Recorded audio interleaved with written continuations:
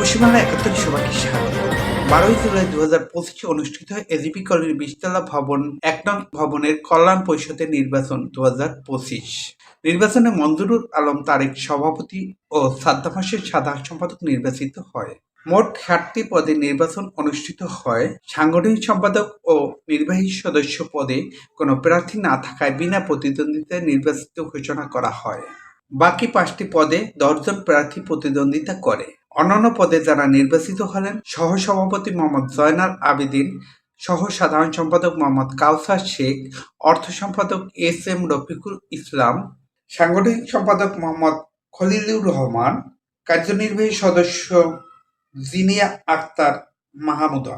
নির্বাচনে ভোটার সংখ্যা ১৫১, যার মধ্যে ১৪৭ ভোট কালেকশন হয়।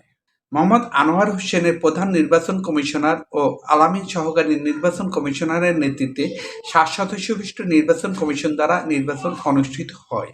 উক্ত নির্বাচনে ৭ সদস্যের একটি পর্যবেক্ষক টিম, আইনশৃঙ্খলা বাহিনী এবং গণমাধ্যমের উপস্থিতিতে সম্পূর্ণ সিসি ক্যামেরা দ্বারা নিয়ন্ত্রিত একটি সুন্দর নির্বাচন ব্যবস্থা।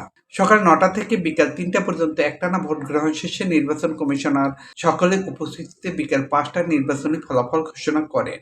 অনেক আনন্দ উৎসাহ মধ্য দিয়ে দ্বিবার্ষিক এই নির্বাচন পরিচালিত হয়। নির্বাচন যত ছোটই হোক না কেন, সেটি আদর্শিক এই অর্থে একটি জাতীয় নির্বাচনে যতগুলি ধাপ থাকে তার প্রতিটি ধাপ এই নির্বাচনে প্রতীয়মান এবং প্রতিদ্বন্দ্বীদের মাঝে এক সৌহার্দ্যপূর্ণ সুসম্পর্ক বিদ্যমান। সকল নির্বাচনের ক্ষেত্রে এটি একটি মডেল নির্বাচন হতে পারে।